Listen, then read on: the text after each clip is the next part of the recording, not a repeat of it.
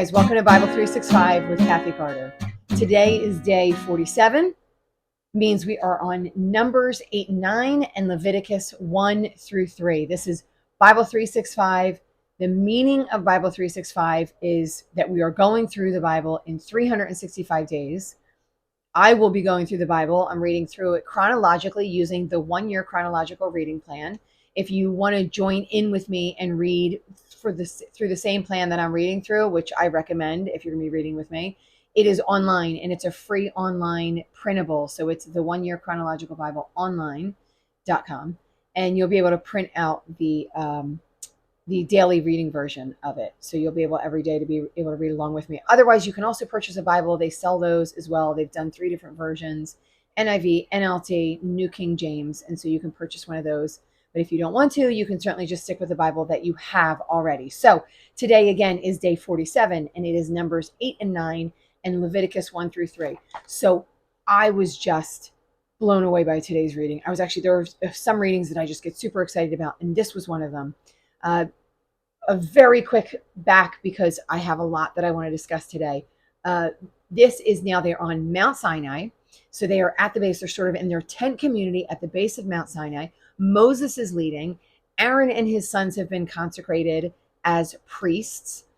And now they are going to start sort of living their life as an Israelite community. And I say that they've already been here. This is their second year that they're coming on. So they've already been here, but it's sort of been a building situation. They've been building the tent of the tent of meeting. They've been building the tabernacle, which is a place where God comes down and speaks to them. So now they're sort of more settled in, I'm going to say. So they're kind of settling into their community and really becoming a community, right? Becoming a regular, everyday, living their normal life as a community kind of people. Although we're going to see that they get up and move a lot as well. But today we're starting a little bit of a new portion of their living.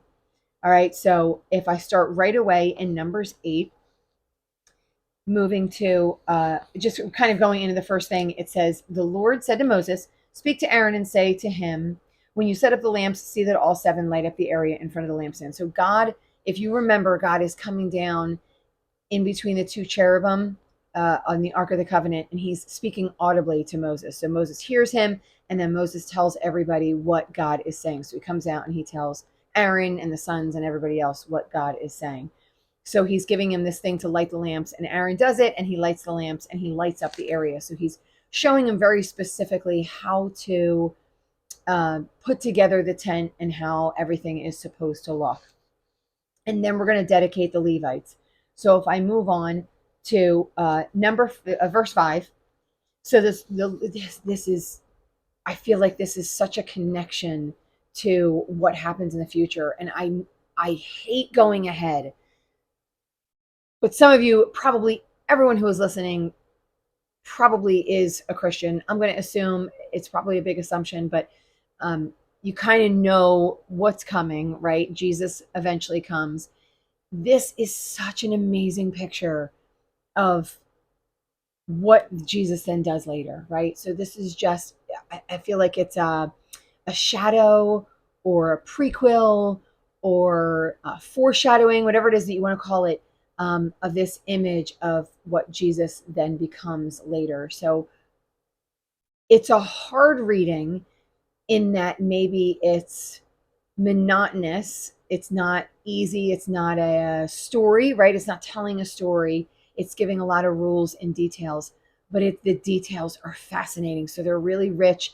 And I think it's really important to understand what some of these things are. And it's funny, as I was reading through it today, I kept thinking to myself, no wonder people don't read this, which sounds terrible because I loved the reading, but I am a reader by nature. I have read books for as long as I can remember. Mostly they were fiction, but the older I got, the more they started to become maybe a little bit historical, and then maybe a little bit of biographies, and then some textbooks a little bit more. So my reading sort of developed as I got older. And this is extremely fascinating to me. If you are not a reader, this might be really, really difficult for you to read. But I ask you just to dig in, take your time with it, soak it in and keep praying your way through it, right? So keep in prayer. God's going to open your eyes and your heart to what it is that you're reading.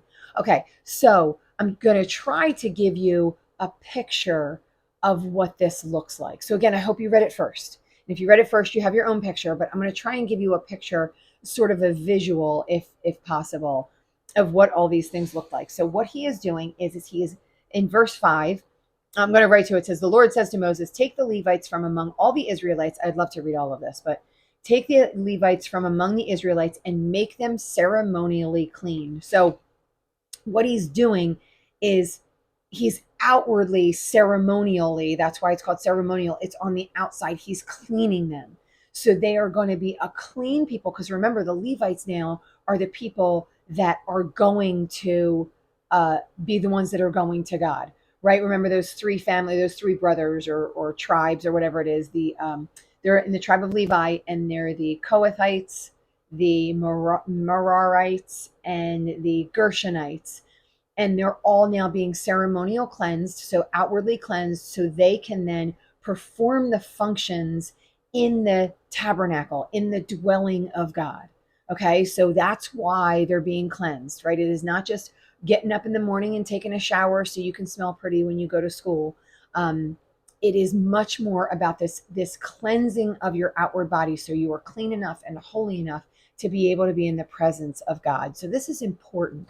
Okay, so some of the things that he's doing, I look at them, I'm kind of like, ew. But that's the point was, it was to clean them. So they're sprinkling the water of the cleansing. So there's this special water, actually the water of the cleansing, that they're sprinkling on them. So they get this sprinkle on them. They're shaving all over. So head to toe, they're shaving their entire body. They're washing all of their clothes. And then they take a young bull and a flour and flour, right, for a grain offering. And then a second bull for a sin offering. All right, so then I want to read verse 9. Verse 9, it says, then bring the Levites to the front of the tent of meeting and then assemble the entire Israelite community. Remember, we have more than 1 million people. So God is assembling all of these people. The Levites are going to be put in front so everyone can kind of see them. And then all the people are coming and gathering around them. And then the Israelites, all the Israelites, and this is another picture that I love, all the Israelites are to lay their hands on them. So I'm sure it's not every single one, but imagine you have this giant community of people, the Levites, and then you have this massive community of Israelites, and they're all coming in and they're physically touching the Levites.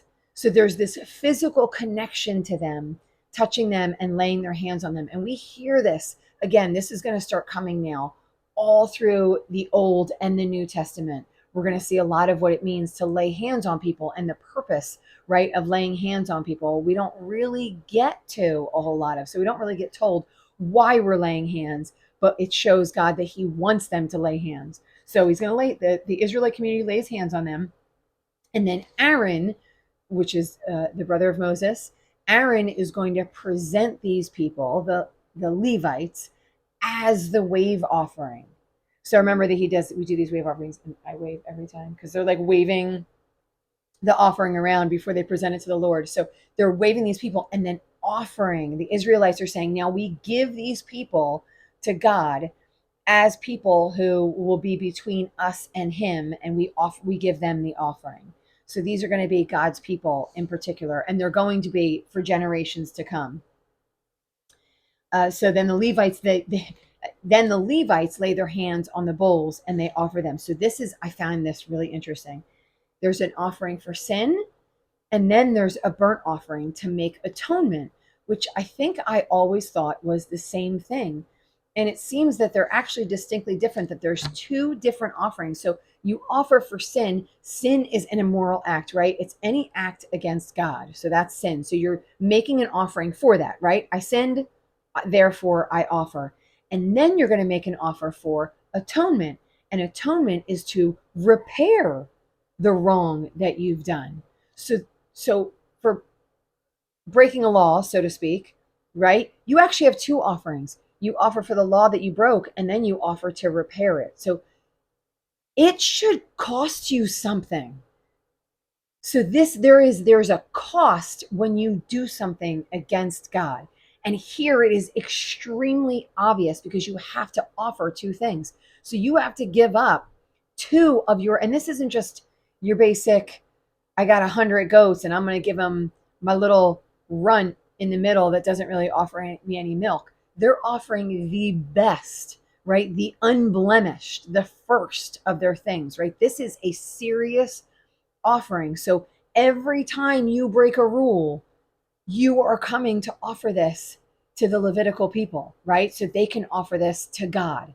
So this is something that's pretty big. So I just want even in my own heart and my own mind to think every time I break one of God's rules, I have to give up two of my things, two of my really important things. So like thinking of my important things the things that I love. Maybe one of the things that I really love is I love to go to the gym. So maybe that's one thing that I have to offer. I have to offer my favorite class. I have to give that up for a week, right? And then I have to offer a second offering, which might be my favorite food. So these are two things that I have to give up to the Lord because I broke one of God's laws. So when I let my sin sort of just go, I sin all the time. Or when I just let it sit and I go, I feel bad about it, but, or when I say, sorry, God, I sinned, right? Like that's actually, in a way, it's not enough. I need to recognize the gravity of what I have done and I need to repair that, right? And I need to be willing to give of myself in order to do that. That's what they've been asked to do. So they've been asked for some big things, right? And then, so in verse 16, so I want to just make sure those kind of covered those two different things. I thought they were really interesting and bigger than I think I've understood in the past. And then in verse 16, it says, they are the Israelites who are to be given wholly to me. I have taken them as my own in place of the firstborn, the first male offspring from every Israelite woman. If you remember a few chapters back, when God saved them out of Egypt, he told them that every firstborn belonged to him. And I remember being curious, like, what does that mean? Do they go live with him? Are they a sacrifice for him? Like, what does it look like? Well, now he's replacing them. So he asked for them, but now he's giving them a replacement instead. Now he's taking, instead of each family giving every firstborn son to him, the Levitical people are all being given to him, and they are accepting that. He's accepting them instead of the firstborn sons, right? So it's like a replacement. He's giving one instead of the other. So he's allowing the women to keep their firstborn sons. They're not going to be part of the priesthood, but all the Levites are going to be part of the priesthood. All right, and then in verse 19, this was a so that, which I love. So I've taken the Levites in place of all the firstborn sons. From among the Israelites, I have given the Levites as gifts to Aaron and his sons to do the work at the tent of meeting on behalf of the Israelites and to make atonement for them, so that, I love a so that, no plague will strike the Israelites when they go near the sanctuary. So they have a particular purpose. They are keeping the Israelites. Remember, when the Israelites come forward, if they come too close to God without being allowed to, they're going to die. There's going to be a plague. There's going to be, but because of this, so that this plague will not happen to them when they come close to the sanctuary. All right, and then in verse 23, it just says the amount of time that they're going to be working. So the Levites will be working from 25 to 50. So they have this 25-year span where they'll be working, and then they essentially retire as a full-time whatever it is that they are, but then they assist the other people sort of maybe possibly through the rest of their lives. But as they get older, they don't do the main work, but they do help with the work after that. So they have this time span. All right, and then we're moving into Numbers 9. So that was kind of like my big chunk. After this, there's just a little bit, but I think a picture of it might help.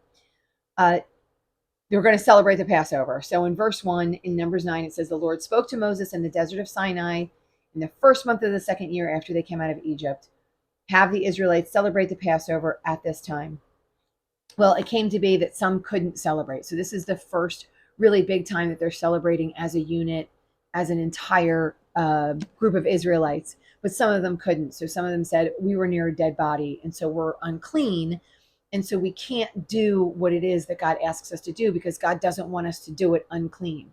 And they can't be cleaned, which we'll find out later, but they can't be cleaned for a certain amount of time, right? So So in this period of time where they are considered unclean and they are unholy to the Lord, they can't celebrate the Passover. So they came to Moses and they asked, what should we do?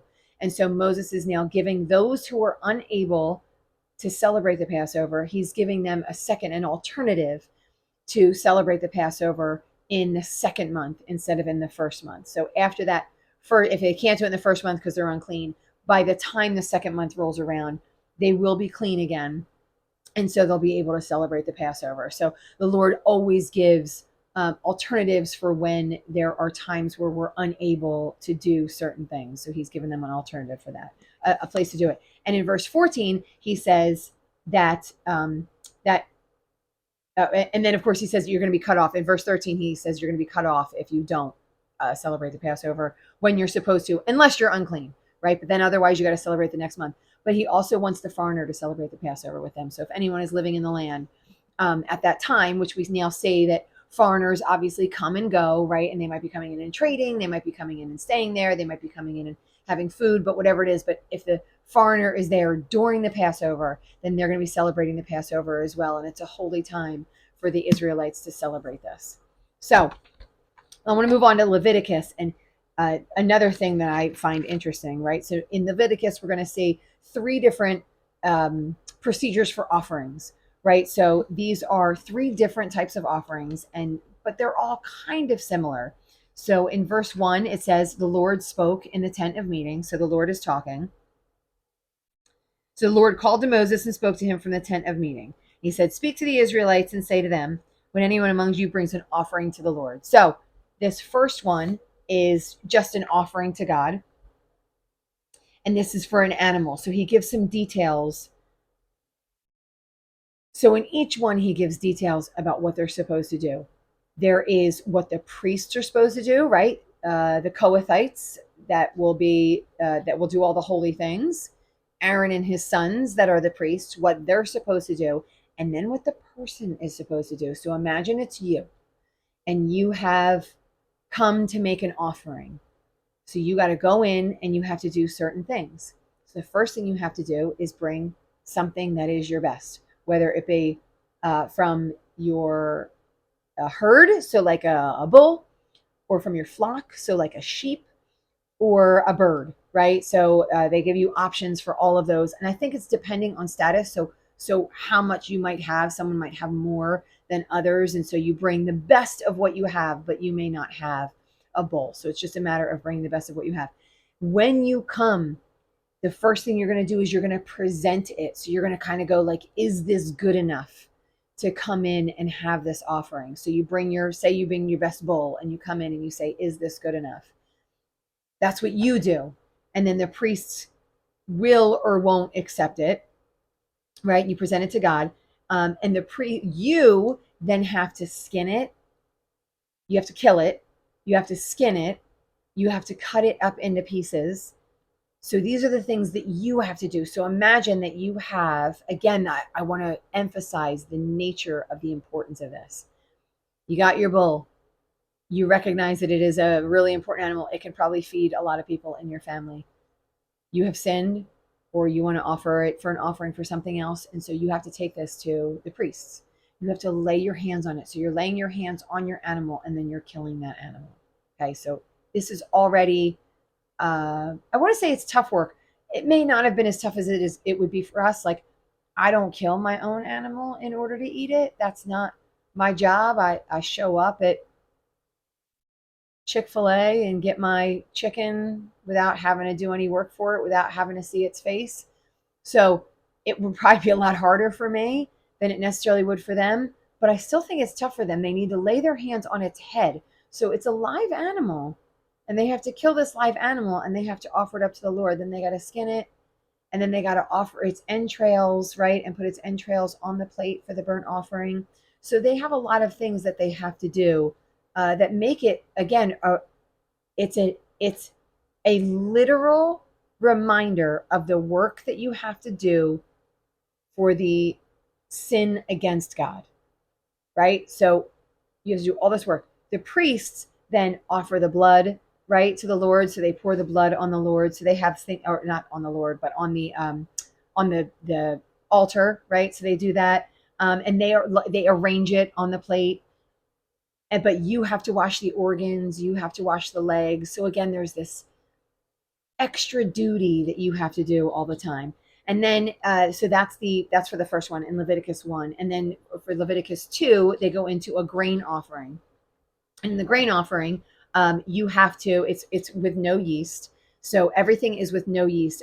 You can bring yeast as an offering, but it can't be in the bread that you make. So you can make it cooked or uncooked, which I find really interesting. And it can be thick or thin. So they give you all these different ways that you can bring it to the Lord, depending on what you want. You can just bring flour with incense, with, right? And they take a portion of it and they burn off a portion of it for God. And then they take a portion of it for themselves. So that's the offering, for them to do their job. It's so funny how much certain things make me cringe, because it seems like it's a payment for them to do their job. It's not. It's an offering to them because they are the firstborn sons, essentially, of the Lord, that the Lord has taken to do the work for him. So it's not necessarily that they're working for it. It's that we are giving it to them voluntarily because of what they were doing. So I'm kind of back and forth with the heart of that, right? So if I say I'm doing it for the work, then I'm going to start judging them on the work. And that's not really what it's about. It's really about that I am offering it to them because of who they are, and I'm offering it to God because of who he is. So I think it's just same thing, but a little bit of a tweak in your heart in that thing. Okay, so and he says to add salt to it, right? So again, we're going to see this a little bit of foreshadowing of what that means, but you're adding salt, you're adding flavor to the bread.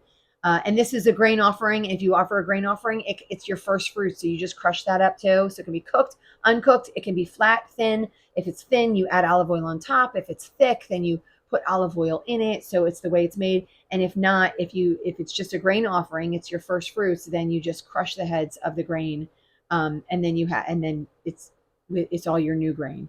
So that's offering, sort of, that's your bread offering, your grain offering. And then you have a fellowship offering. So again, we're doing all of these offerings in order to be a community among them. So a fellowship offering is, again, an animal with no defects. You're laying your hands on that animal. You're slaughtering it at the entrance, and you're bringing its internal organs as food to the Lord. So this one's a little bit different because you're bringing these things. This isn't just an offering to the Lord, but this is actually food for the Lord. So, and then the Lord sort of like enjoys the smell of the food that you have given him. So this offering to him is an offering that the essence and the smell of it is pleasing to him. So verse 17 in Leviticus 3, this is sort of near the end here. Verse 17, it says, this is a lasting ordinance for generations to come. So all of these things that he has just explained to you, you're going to do over and over and over and over again. Your sons are going to do it. Your grandsons are going to do it. Your great-grandsons, right? For generations and generations, for hundreds upon thousands of years, you are going to be doing these same systems over and over and over again, wherever you live. And it says you must not eat any fat or any blood. So these are the two things. So remember, we give the fat and we give the blood to the Lord.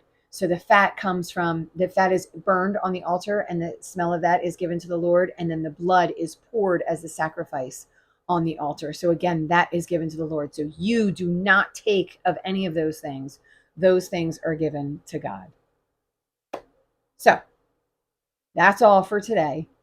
I hope, if at all possible, if you didn't have a picture of this in your head, I am hoping that maybe it's starting to sort of stimulate a little bit of an image in your head of what some of these things look like. I know that's, for me, pictures that I form make things much more easy to digest, easier for me to understand. But again, I have to read it to get that visual picture in my head. So I'm hoping this helped you. And if it did in any way, I'd want you to like it, hit that like button, share it with other people, subscribe to the channel so you can continue to get this if you want.